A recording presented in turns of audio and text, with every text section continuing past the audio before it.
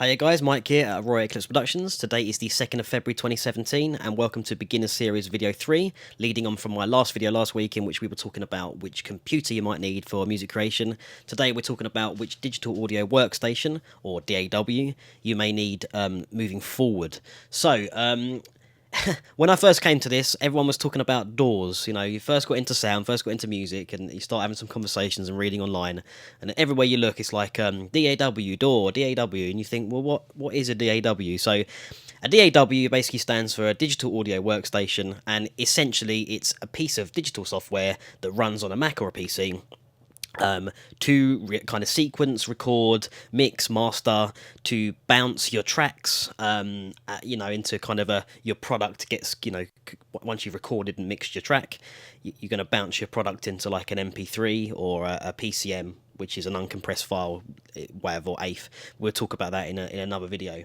So I just wanted to do a video basically breaking down some of these DAWs, kind of talk about which ones perhaps for you, how much they kind of cost, and just give you a run through on the web as to, where you can get them from and kind of point you in a direction to start. So straight off the bat, there are a fair few available. So this is pulled straight in from Wikipedia. These are kind of commercially recognized or, industry standard-ish list of DAWs which you'll find kind of all around the world being used by people to create music. So, what you choose is almost up to you, and I'm going to move on to this. Once we start looking on the web, I'll explain why that is.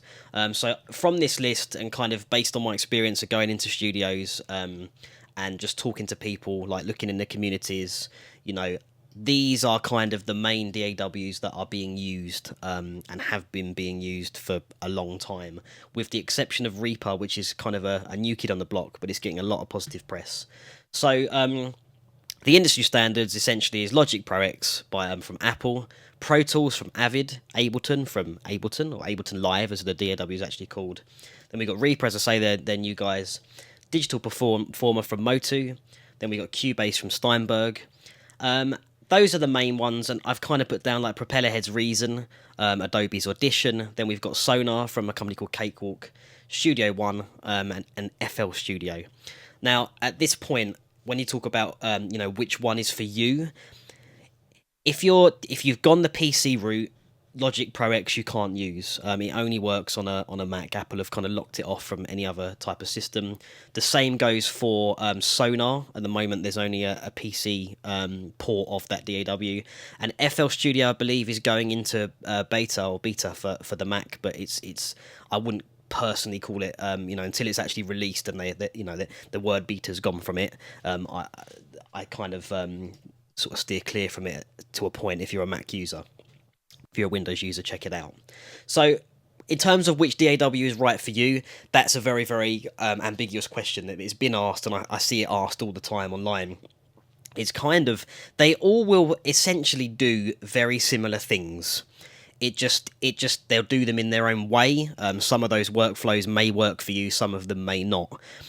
For years, I didn't particularly get on with Logic Pro 9. I didn't like the UI, the way it looked. I found it quite jarring to look at and work in all day.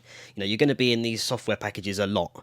So I think how they look and how they function is incredibly important. So I was a Pro Tools user for years and years. I still use Pro Tools to kind of mix and compile cues when I'm releasing an album, but I don't use it for composition anymore, purely because unfortunately on my system, it was getting a little bit unstable. I don't know whether that's just purely down to my main sequencing system getting a little old now, or if Pro Tools brought in a lot of kind of cloud collaboration. That's a big thing in all the DAWs at the moment, is they're all trying to work on building some sort of collaborative cloud option where you can work with a group of musicians around the world and everyone can jump into that same session and record their stuff, which is great, but if you're trying to just work on a film cue or get something out, and you're not really interested in that side of it, particularly maybe when you're mapping out your ideas, I found with Pro Tools that it just took up so much CPU. So I made the jump to Logic. So personally, I've used Logic Pro X, I've used Pro Tools, I've used Ableton, and I've used Cubase. All of which I like. So Price-wise, I've tried to put it in pounds here. You'll find some of the websites when you go on them are kind of in euros. So Ableton is a German company. I believe they're German anyway, yeah. So they're going to be priced essentially in euros. You know, some of these websites adjust it to your country that you're in. Logic Pro X is, when I went to the App Store, of course, it was 199.99, which is vastly cheaper than it used to be. It used to be about £500. Pro Tools has gone into a subscription based. They're trying to push subscription. So if you sign up for a year and you pay monthly, you can get it for as little as £22.80 a month. If you're a student, you can get it for £10.80 a month. Then you've got your perpetual licenses, which basically means you can own that. You know, Pro Tools 12 we're currently on. You'll own Pro Tools 12 and the updates within 12 for about £550 or 270 ATP for students. So yeah, Pro Tools are going down the subscription route. Then you've got Ableton, which kind of split into 3 groups. Cubase do the same thing here, so you've got 3 different versions of their software cut into different sections, which we're going to talk about once we get onto the web. But Ableton essentially will start at 67 quid and go up to about 510. Reaper is the cheapest one, which doesn't mean it's the worst. They've got a discounted license of 48 quid and a commercial license at 178. So essentially, if you're making money and you're a professional in industry, you need the commercial license. If you're playing around and getting, you know, just doing it for your own enjoyment, entertainment, or learning reasons, you can get it for 48 quid. Digital Performer's just a one-off at 394, and then Cubase again, same deal as Ableton, starts off at 80 and ends up at around £468. So, without me rambling on forever, let's jump onto the web and take a look at some of these. So, let's start with Logic Pro X. So, we're just on Apple's website, essentially, where they're going to talk through all the features and functions that you can do with said DAW. So, all of them, Apple are quite good at this. I like how to be honest, they all are, all of the DAWs, they'll feature other kind of hardware and peripherals that you might need. So don't focus too much on this at the moment because we're talking about the software, but here we've got some focal speakers, you know, which are great. Really, I learnt with them in the studio when I was at uni. So in all these DAWs, but if we go into what's in Logic Pro X, you're going to be able to create music, you're going to be able to edit music, and you're going to be able to mix music straight off the bat. So this is kind of what Logic looks like. This is from we've got pretty much everything here is audio, and then there's some MIDI tracks here. These are MIDI tracks. That's a compressor. And there we go. They're demoing a Symphony IO from a company called Apogee, which we're going to talk about again in a later video. So most of these packages come with a trial. Logic doesn't. You have to buy it, but if you've used GarageBand or anything similar, it kind of looks the same. You've just got a hell of a lot more plugins and options once you go to Pro X.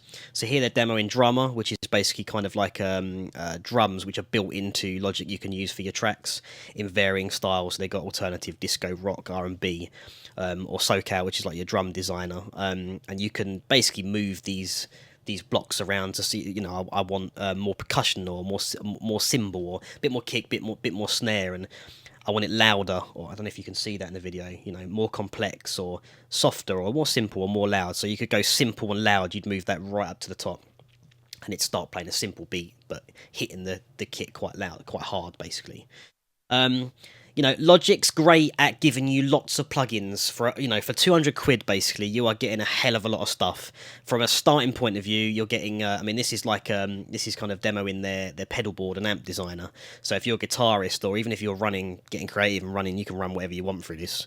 But it gives you the option to basically put, they've modulated, or they've digitally created pedals within the software, so you can create like a virtual pedal board or a virtual amp to then play the sounds through. That comes kind of built in to Logic, alongside all the kind of compression, limiting, everything you would need to work to picture. And of course, you know, being Apple, if you've got an iPad or an iOS device, they've got it demoed a little better here. It's just there. You can bring up a keyboard on an iPad or bring up a mixer on your phone. So it just, their whole ecosystem way of working. Yeah, have a look around the Apple site without question. You know, the MIDI this is kind of what MIDI looks like when you get going, with the score editor at the bottom. Again, you don't really need to look at the score editor unless you want to. But this is what you're going to get used to seeing these windows a lot. So you've got to find something that you like, and something that's gonna kind of work for you, because you're going to be sitting here a lot. So yeah, Logic is kind of that's a good photo to look at. That's kind of what you're going to be when you're really into a track. You know, this is your mixer at the bottom with all your different plugins, and you've got your tracks, and that's a compressor there that's open. That someone's obviously affecting the track at that particular time. So Logic has got. I mean, one thing I will talk about in Logic, if we go plugins and sounds, this is huge with Alchemy. So Alchemy is basically a sampler that used to be run by a company called Camel Audio, who Apple bought, and it's basically a huge, great library of sounds from, you know, bass sounds or pads and patches and all these kind of spacey ambient atmosphere patches that we'll use. It gets you used in all sorts of music, and that's in Logic now. So these used to be quite expensive. You bought the Alchemy kind of plugin, and then you had to buy the packs with it. And I spent about £500, probably about 6 years ago on it, 5-6 years ago, and now it's all there in Logic. Great. So it's got a hell of a lot of stuff. We've got the EX24 sampler, which again is built-in sounds. You've got vintage keyboards. This looks like a Mellotron. It's got like almost a demo in one of those. You know, there's so much different stuff. Guitars, Sculpture, which again is like a sound design type plugin. Retro synths, more synthesizers, you know, arpeggiators, drum sets, which I spoke about, little guitar amps. It's huge in the amount of stuff that they give you. I mean, I could scroll on and show you this forever. So here, if you're a guitarist, you'll recognize this. You know, you just move these dials basically to affect sound. It's got a lot better. I didn't used to like it, and I find that personally, if you're doing heavy metal or rock and you want some really gritty rhythm, it doesn't work great. For lead, it's fantastic, but I think for rhythm, you probably want to plug it into an amp and do it the old way.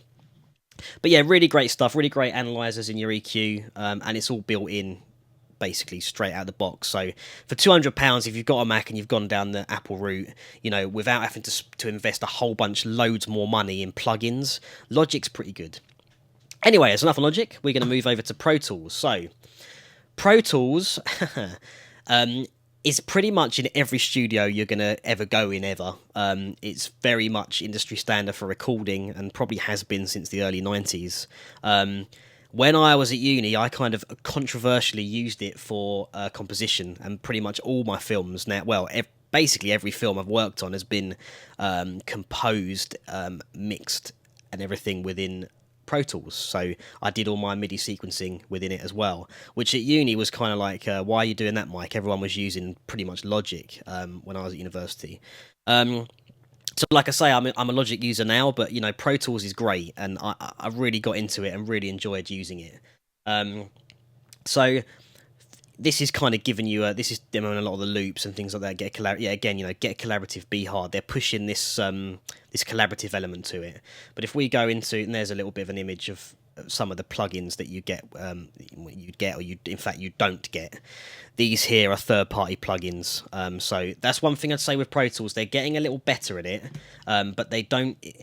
You know, you're getting these virtual instruments included, so you're getting pianos, you're getting a selection of kind of guitars and strings and things like that, and they're adding in more plugins.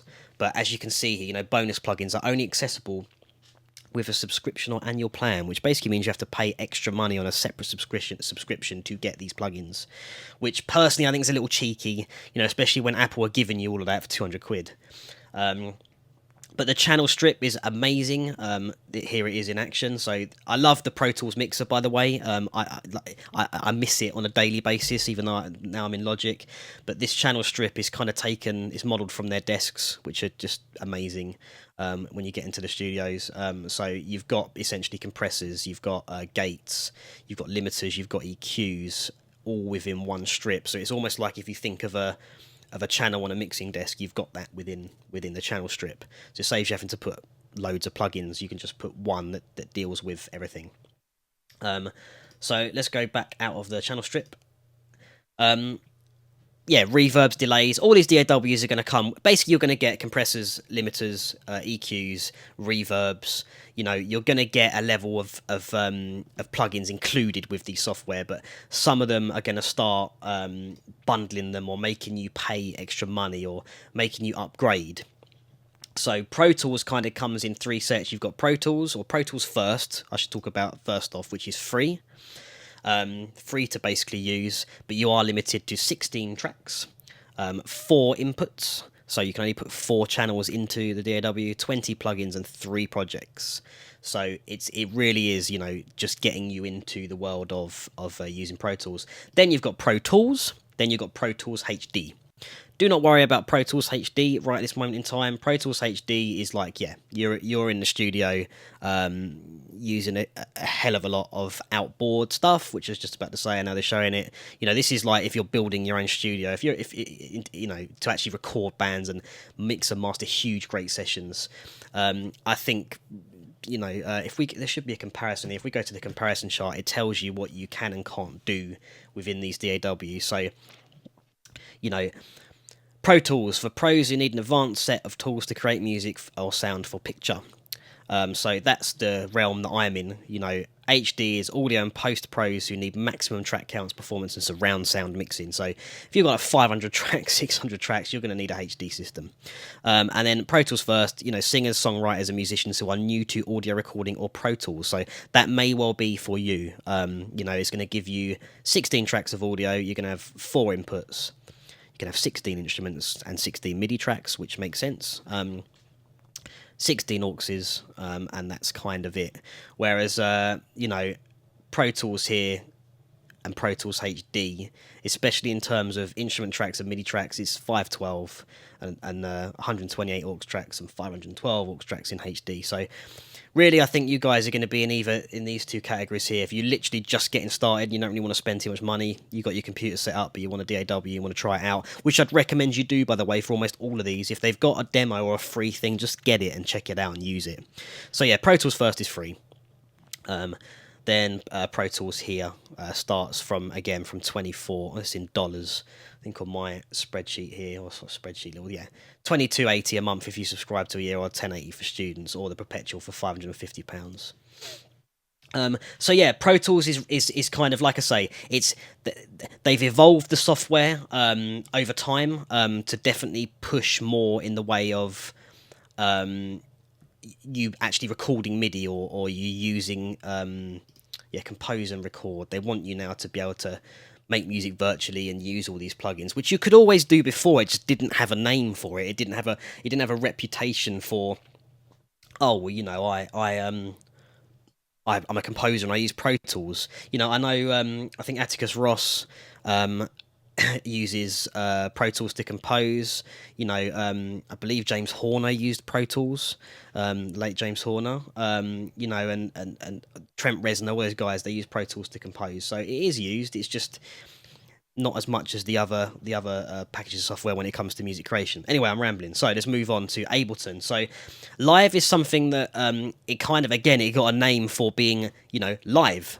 Ableton Live. You're taking your music to the stage, and you're kind of if we can get the mixer up, I can show you what's new. So yeah, so you've got these kind of groups of tracks that you can put onto external hardware, so you could trigger kind of groups to repeat and then add things in as it's repeating and building a track live and kind of affecting it and modulating it, opening filters and closing filters as your track's playing. So aesthetically, I don't particularly like the mixer in Ableton, but it is a really cool piece of software. Again, a lot of built-in plugins depending on which one you buy. So like I was saying when I started the video, you've got these 3 options: the intro, standard and the suite. They will kind of depend on what you're doing. So again, you know, audio and MIDI tracks, you're limited to 16 and 8 in the intro version of Ableton, which I think is £80. £67, sorry. So yeah, then when you jump up to the later versions or the more expensive versions, you're getting unlimited tracks.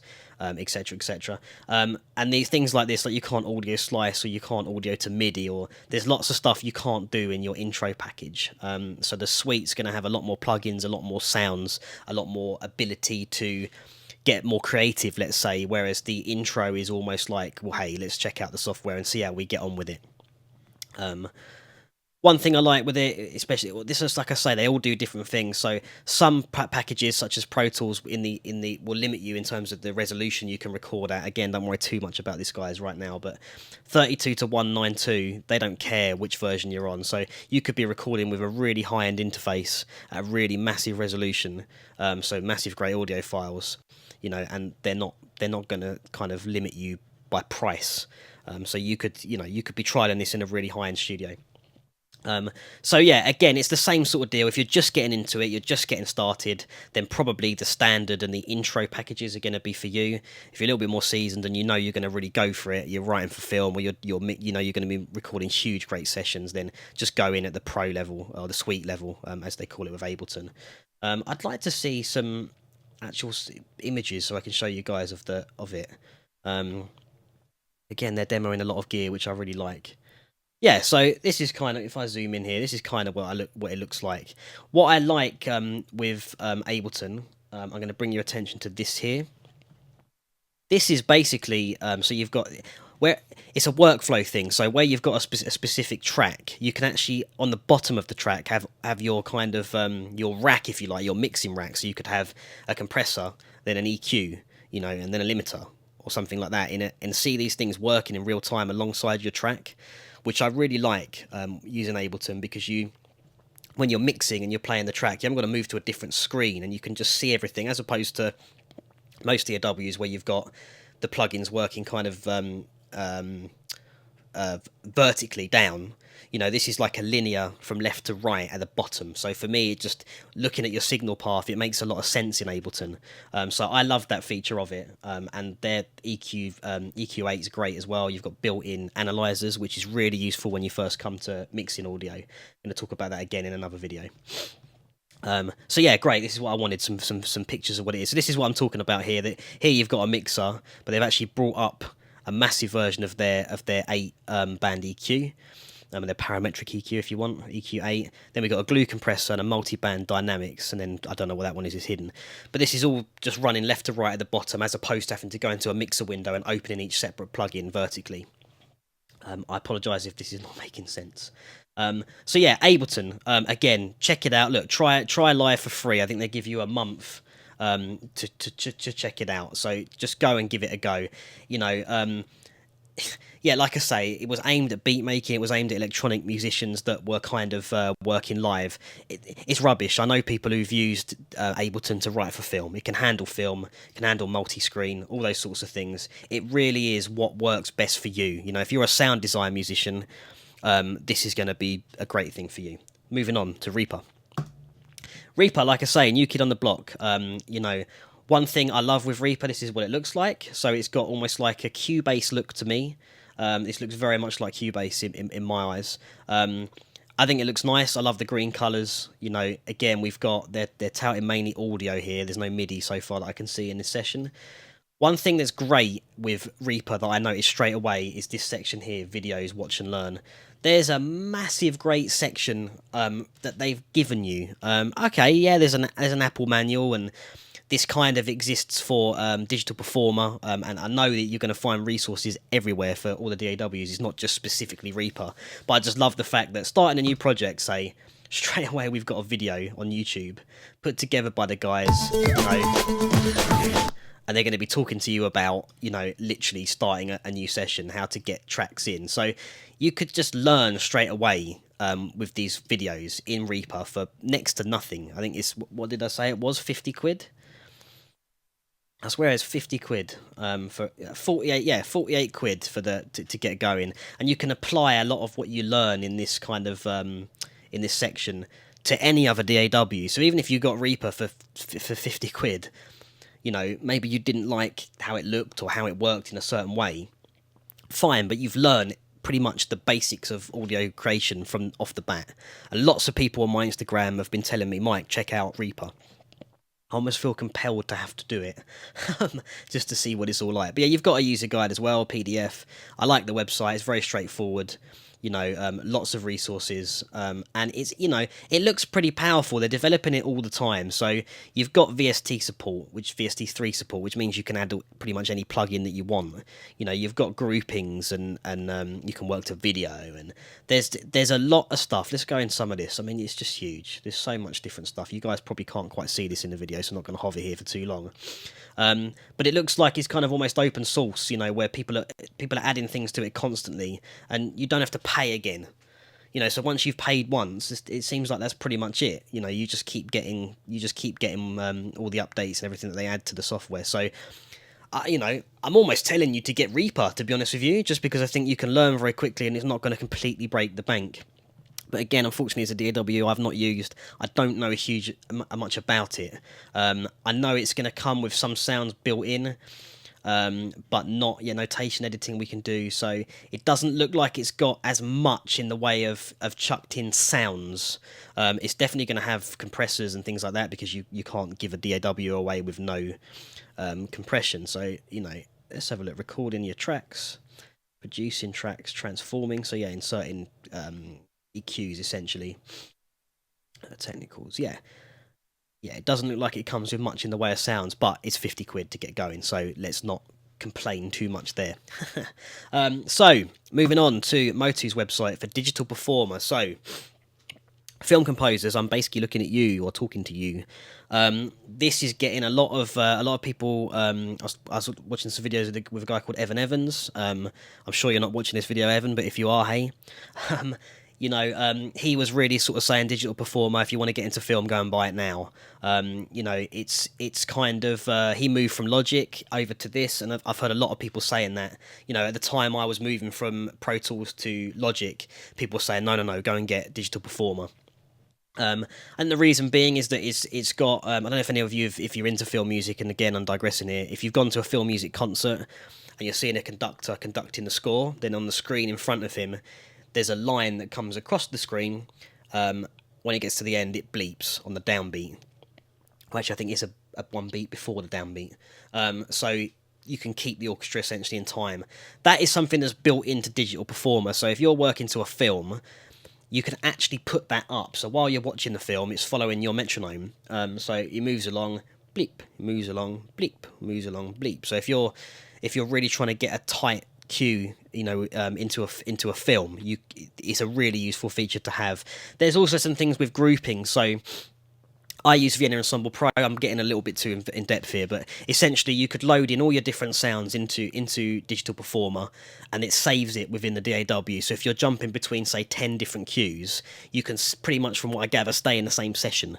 You just open the different cues and it loads in the sounds for you without you having to close your DAW completely and reopen it, which takes time, and composers these days don't have time. So again, you can try Digital Performer 9. It's for Mac and for Windows. Lots of features, lots of plugins. It looks kind of Pro Toolsy, which I like, because you know me. As I've said, I like Pro Tools. You can customize this as well, from what I'm told. So if you've got used to key commands from Pro Tools, you can put them into Digital Performer. You can put there we go, third-party themes straight away. You can theme your so it looks quite fun to use, to be honest. Advanced transport controls, which are great. You're going to get that in all sorts of different DAWs. This is video here. Let's have a look if we can see it in action. Where's that video gone? Oh, it's disappeared on me. So anyway, whole bunch of stuff to use. Again, it's going to come with sounds. Again, it's going to come with the ability to affect your music. It's got folders. So guys, if you're kind of if you're using a huge template, you want folders, believe me. Pro Tools didn't give them the option to do that. So you spend your whole day scrolling up this template. Now I'm in Logic, and a lot of the other DAWs, Cubase I know does it, and Digital Performer definitely does. So when I'm talking about folders, I'm talking about this here, where you can basically click those arrows to hide the brass, say, or I click that one to open the winds. It just means you can focus the track more in. But again, I'm getting off subject slightly.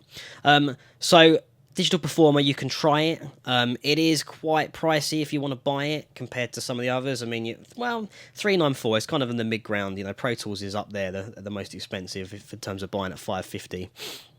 Plugins. Let's have a quick look at what plugins they've got. So it looks like Mo2 are doing a similar thing to Pro Tools in that they're kind of trying to. They've almost got a store that you tap into once you're using a DAW, and you can get all this stuff. So let's look at what's included in DP9. Straight away, that almost looks like it's modelled on. I've seen that in T-Rex, which is a limiting thing. So we got a peak limiter straight into the thing. These can be quite expensive. You've got a peak limiter straight into the DAW. We've got synthesizers by the looks of it. Turn your guitar into a synthesizer. That sounds bad boy, without question. Mega multi-synth with new EDM sound banks. If you're doing electronic music, you know, you've got this mega synth built in that looks very comprehensive, without question. Almost looks a little bit like the ES2 in Logic. You know, and they've given you even a sound bank tests here that you can hear.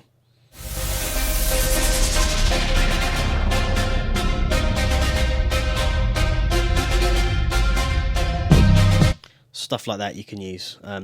Micro G, so again, octave generators for guitar, wicked. You know, that is actually really cool that that's built in there. That means that it will double what you play essentially, to give you either an octave below or an octave above what you're playing. So a lot of stuff for bass as well. So it looks like they've gone in a lot in terms of the musicians. What's that section there? How did I get that back? Let's have a look. Virtual instruments. Yeah, we've just gone through some of these bassline analog synths. So wow, so I'm actually really impressed. You know, this is coming with a lot of plugins straight out the bat. That looks wicked as well. Dynamic equalizer built in to DP9. Dynamic EQs. Yeah, this is very cool. I would check this out. It looks very much. Reason I'm saying this, and I'm getting quite excited actually looking at this, is a lot of these plugins, like mid and side, again, don't worry too much about that right now, but you see this in quite high-end, expensive plugins, and the fact that they're giving that to you for free, or well, not for free, you got to buy it, but built into the package is amazing. So yeah, I'd give Digital Performer 9 a try. Pro reverbs based on halls. You know, these are expensive when you go to buy these. So it looks like they're almost getting up there with Logic in terms of what they're giving you as kind of built-in plugins. So Digital Performer is also getting a big green tick from me, especially if it looks like if you're a well, they're touting electronic dance music as well. So yeah, EDM, guitar stuff, film stuff for those film options that you've got. Amazing, love it. Right, last but never least, we're going to look at Steinberg. So Steinberg is the creators of Cubase. It's been around forever. It's heavily used in Hollywood. Pretty much all of Hans Zimmer's, all the composers at Remote Control at Hans Zimmer Studio are pretty much, some of them use Logic, but a lot of it is customized around Cubase. I think the reason for that is basically custom scripting that's just been developed for years, and legacy systems that kind of require Cubase scripts. So yeah, it's a very comprehensive piece of software. Steinberg have been around for a month for Sundays. There's going to be a whole bunch of resources again. They've got an education section built into their website where you can basically learn and buy at different prices. So, you know, free trials again for 30 days. So again, check it out. You know, really, guys, I think you've got to almost kind of narrow it down to maybe 3 DAWs, because it's good to know at least 3 anyway. Narrow yourself down to 3 and just get the trials and then decide which one you want to get. But you know, Cubase is new in 9. Let's try and find some actual. Again, they've got videos of it in action. Let's try and find something. Here's an EQ. How does that look? Let's go full screen here a second. EQ node. So yeah, it looks like this. So this is how you've got the mix at the bottom, which you can put on a separate window. You know, here you've got different loops. It looks like they're basically just grabbing some loops and EQing them. Good frequency stuff. Again, when you're learning, this is where the frequencies are hitting in your track. I'm going to talk about this in the EQ video, but it's good to have when you're first starting. Pro Tools doesn't have that analyzer anywhere in it. You have to get a separate plugin. You know, very comprehensive level of stuff. Again, you've got your pro, you've got your different kind of levels of purchase, if you like, or software. Again, you've got your pro version, your artist version, your Elements. So Elements, home recordists, bands, singer-songwriter, creative musicians. You know, they're giving you a little more. They're giving you 24 instrument tracks and 24 physical inputs. So that's pretty cool. You know, you could be a band and use that, to be honest. You know, artist version, seasoned musicians, project studio owners. So here you're getting up there a lot more tracks and things like that. If you're mixing, your mastering. If you're working for film, you need pro, because you need the ability to basically be able to work with this amount of instruments and slots in terms of your plugins and your samplers and things like that. They do a lot of kind of not third party, sorry, it's made by Steinberg, little kind of controllers and things that sit on your desk, which some people really like. Here's a good photo of it actually in action, on different in different capacities, you know. So very colourful. I like the UI. Everyone's working on getting these really bright, nice colours. I think because the screens and computers are getting a little better and a little clearer, they can really bring the clarity through, and it really helps to see things in higher detail like that for your well, just because it's nice to work something that's good. So it looks good. So composing, recording, editing, mixing, collaborating, again, big thing in the cloud, instruments and effects. You know, it's got it all pretty much built in into the computer. If we look at instruments, again, it's giving you like a retro analog synthesizer, pad shop, so developing those big evolving kind of droney, lush pads that you hear. Halion is kind of their that's where you're going to get your orchestral sounds and things like that. Well, that's Halion Sonic, but there's a Halion Orchestra as well. Groove agents for drum loops, things like that. Loop mashing, so chucking loops together, cutting them up, glitching them up, all that sort of thing. And a whole bunch of effects, equalizations again, you know, channel EQs, dynamics, so compression, limiting, reverbs and delay, making a sound. You might play a guitar note and you could put it in a church, make it sound like it's in a church, things like that. Lots of distortion, so you can dirty up your guitars or your basses, or dirty up your strings, or whatever you want. A hell of a lot of stuff chucked in. They've even got mastering tools, which is becoming more and more standard in DAWs. You used to have to buy a lot more of these plugins. You know, I think it's one of those things that I probably will end up using in the future, just purely because of essentially what we're screaming on now. MIDI editors in Cubase is quite advanced. You know, if you're having to say like we got these 16th notes here, if you're having to copy and draw those in quickly, I know Cubase has got quite a quick way of essentially copying and pasting, or you know, you can just select a note and draw it along, and it will put them 16th, 16th, 16th, 16th, 16th, all along that bar. So you end up with kind of almost something like that, which you can develop quite quick. So again, you know, Cubase is a big player, especially in the film world. They should give you a trial. They should allow you to trial it as well. I think the only hitch with it is you need what's called an e-licenser, which is like a little USB stick that goes into your Mac or your PC. And it kind of enables the software to open. Pro Tools uses an iLock key, which is the same principle, just a different company. But you should be able to trial Cubase as well. Let's have a look. Trial. You should be able to trial it. 30 days. They give you 30 days. You can try it out. So I think that's pretty cool. I would do that as well. Definitely choose your main three. I'm going to take you back out of here now. So try to choose your main three to sum up this video.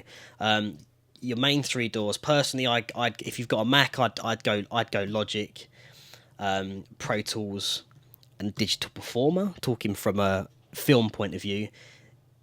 And Cubase is very difficult, guys. You know, but for me, Logic, Pro Tools, and Digital Performer.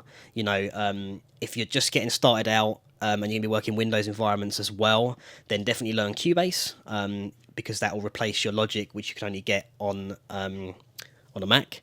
And obviously Reaper, again, probably a really good place to start for the cheapest price, because you can get it for 48 quid. And that kind of academy or student area or learning area with the videos, I think is worth the £48 in itself, let alone having a fully fledged DAW to work to as well. So I hope that video was useful, guys. You know I can sometimes ramble on a little bit, but you know, to sum up with it, you've really got the best DAW is the best one, the one that looks the best to you, works the best to you.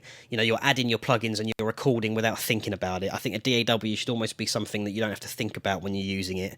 You know, if you've recorded a guitar, you want to EQ it and compress it, you should be able to just do those things without too much thought. You should be focusing on how it sounds and the performance, the nuance in the performance, rather than getting frustrated and annoyed with the way that the DAW is working. So the best DAW is the one that works the best for you. And try not to listen. You know, if someone says to you Logic's rubbish, we'll say, well, okay, that's fine. You know, I don't think it's rubbish. I use it for this. You know, or someone says that Ableton doesn't work very well for this. Well, there's going to be someone creating a very good version of what they're trying to create using Ableton. So it's very personal. You know, you've got to go in and check it out for yourself.